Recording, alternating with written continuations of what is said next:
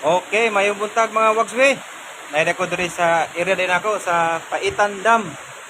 Magpahigayon ta og spray sa tong main kanal mga wagswi o sa tong outlet sa tong kanal. Uban din ako akong airpot mga wagswi to no. Kaway pang. Pang, babay ba? Babay para makita ka. Oo. Nara mong pan mga wagswi oh. Pangkin sprayer. Taon-taon mga wagswi. Preparar plaster para mag spray ta. Sige mga wagswi, ating relax, stay tuned.